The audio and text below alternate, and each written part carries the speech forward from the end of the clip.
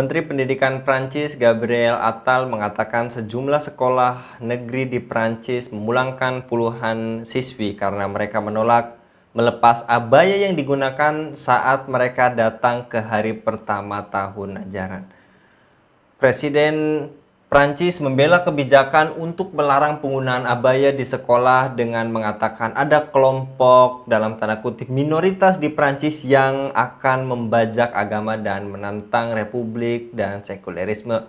Keputusan ini diterima oleh politisi dari sayap kanan, sementara di kubu sayap kiri menilai jika larangan ini menjadi sebuah bentuk penghinaan bagi kebebasan sipil.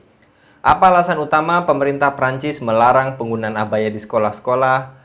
Bagaimana reaksi masyarakat Prancis terhadap larangan abaya ini dan apakah pelarangan jilbab serta abaya di Prancis dianggap sebagai diskriminasi terhadap umat Islam?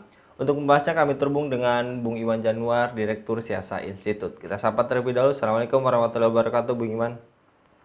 Waalaikumsalam warahmatullahi wabarakatuh, Bang Anggi. Lagi-lagi Bung Iwan, sejak tahun 2004 pemerintah Prancis menetapkan undang-undang yang melarang penggunaan simbol-simbol keagamaan termasuk tanda serta pakaian karena dianggap melanggar sekulerisme dalam dunia pendidikan. Kini abaya pun dilarang. Menurut Anda Bung Iwan, apa target utama pemerintah Prancis melarang penggunaan abaya di sekolah-sekolah? Bismillahirrahmanirrahim. Bang Anggi juga pemirsa kabar petang lainnya. Perancis itu punya catatan panjang ya, Islamofobia di sana. Dan sebetulnya sejak lama, bahkan sebelum era pemerintahan Republik hari ini, pada masa-masa monarki, Perancis juga sudah memang punya kebencian yang sangat tinggi terhadap Islam. Kita tahu bahwa salah satu negara yang mendukung dan terlibat langsung dalam perang salib itu adalah kerajaan Prancis ya.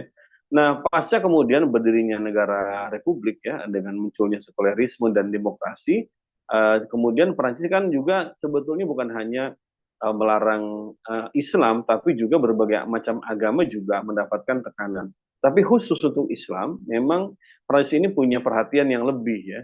Mereka menempatkan Islam sebagai ancaman. Mereka kemudian melarang berbagai macam ajaran agama yang dipandang sebagai simbol-simbol keislaman dengan dalih ini mengancam sekulerisme. Tapi di sisi lain, kita juga melihat bahwa Prancis ini mereka yang paling getol menyuarakan yang namanya liberté, égalité, dan fraternité ya. Jadi menyuarakan namanya kebebasan, kesetaraan, dan persaudaraan. Tapi mereka tidak pernah memberikan perlakuan yang sama terhadap Islam.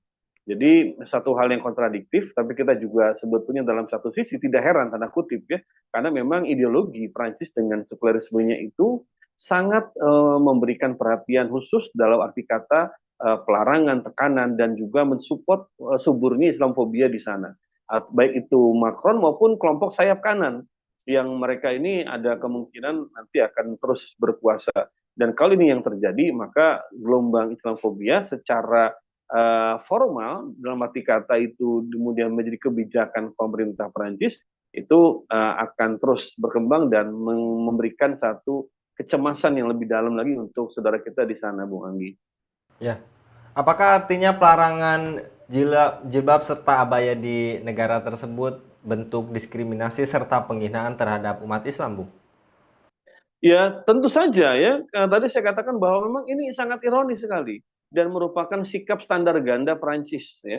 Ketika mereka menyerukan egalite, persamaan. Nah, di mana persamaan yang mereka berikan kepada kaum muslimin di Prancis? Bukankah mengenakan abaya, jilbab, jenggot, burka, ya cadar ya? Itu kan satu hal yang sebetulnya merupakan tanda kutip ya kebebasan berekspresi. Kalau betul Prancis itu negara yang menjamin liberty, liberalisasi dalam kehidupan umum, termasuk beragama, mestinya nggak terganggu dong dengan hal itu. Tapi ini kita melihat dan merasakan dengan betul bahwa memang ada kebencian dari Perancis terhadap Islam yang kita kenal sekarang dengan sebutan Islamofobia. Mereka di satu sisi itu menggembar-gemborkan kebebasan, kemudian juga persamaan. Mereka membolehkan majalah-majalah, kemudian juga tulisan-tulisan, film-film yang mengkritik agama, bahkan tanda kutip, bukan tanda kutip, ya sudah terang-terangan menista agama, jangankan Islam, bahkan agama Kristen pun seperti bagaimana karikatur tentang Yesus, juga tentang agama Islam secara umum itu juga dilakukan di sana dan tidak mendapatkan tindakan. Dalilnya apa? Ini adalah merupakan kebebasan dan bagian dari sekularisme. Tapi pada saat kaum muslimin ingin menjalankan perintah agamanya dengan katakan tadi kebaya, dengan kemudian apa abaya maaf, gamis, kemudian jilbab, kemudian kerudung, cadar atau nikob, jenggot segala macam itu dianggap sebagai sebuah ancaman bagi pemerintah Prancis dan ini merupakan satu hal yang menunjukkan hipokrisme yang ditunjukkan oleh pemerintah Prancis sepanjang zaman terhadap ajaran Islam dan umat Muslim di sana, Bung Anggi. Ya. Dan yang tadi Anda paparkan, sekularisme serta prinsip-prinsip yang digambar-gambarkan standar ganda Prancis, apakah ini artinya mengancam Islam serta kaum Muslim, Bung?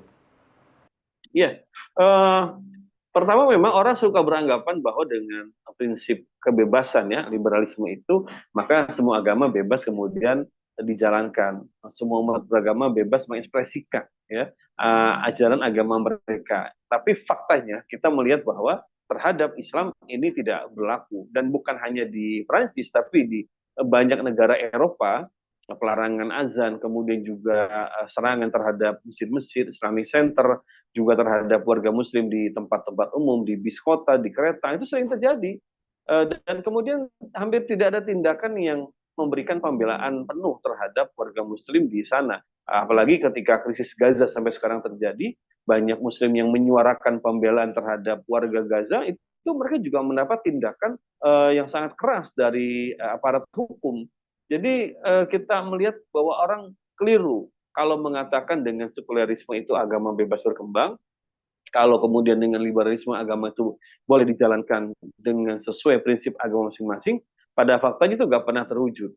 Karena selalu kemudian orang-orang yang menyuruhkan liberalisme, menyuruhkan sekularisme itu mereka berusaha untuk membatasi dengan ketat, bahkan mengambil tindakan represif terhadap warga Muslim yang ingin menjalankan agamanya. Dengan dalih melindungi sekularisme, melindungi liberalisme. Ini kan sangat ironis, Bung Anggi.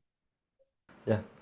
Dan yang tadi Anda paparkan terkait situasi yang menggambarkan sekularisme ini, apakah ini menggambarkan ketidakmampuan dan kebangkrutan pemikiran sekuler sendiri, yang juga menunjukkan bahwa tindakan serta kebijakan mereka tidak didasarkan pada prinsip-prinsip yang kuat atau sah, melainkan didasarkan pada hawa nafsu saja, Bung?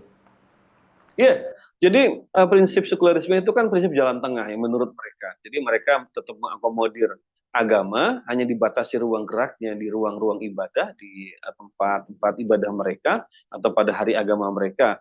Tapi dalam kehidupan umum, kehidupan publik, mereka melarang adanya agama campur tangan dalam urusan ekonomi, apalagi politik dan kenegaraan. Yang ini juga disuarakan oleh sebagian politisi dan tokoh muslim di Indonesia, sering mengatakan kalau agama khususnya Islam masuk ke dalam politik it's very very dangerous begitu kata mereka. Tapi kita melihat sekarang bahwa justru sekularisme itu dan liberalisme mengancam kehidupan beragama. Kenapa? Karena prinsip jalan tengah yang mereka ambil itu adalah berdasarkan sudut pandang mereka yang ada kebencian terhadap agama. Dulu di Eropa mereka ada dendam terhadap agama Kristen dan gereja karena dianggap sudah memberikan satu sejarah hitam pada warga Eropa. Nah, mereka melihat Islam pun demikian. Mereka juga melihat Islam ini sebagai sebuah ancaman, baik secara agama mereka ataupun juga secara peradaban. Maka kalau kemudian kita melihat inilah bukti nyata kegagalan paham sekularisme dan liberalisme dari mulai akarnya.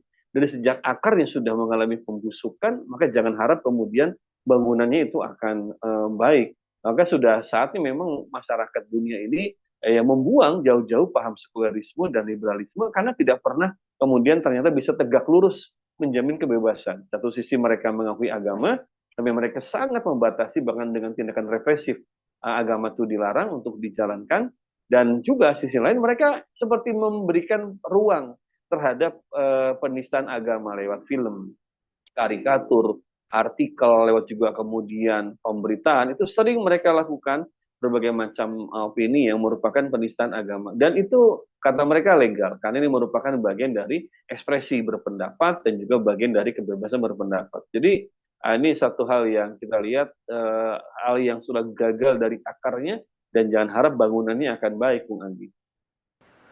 Baik, jasa kalau Bung Iwan untuk pencerahannya pada kabar petang kali ini. Jadi yang digebor-geborkan itu kebebasan palsu ya Bung, seperti judul pada kabar petang kali ini. Terima kasih Bung Iwan untuk paparannya pada kabar petang kali ini.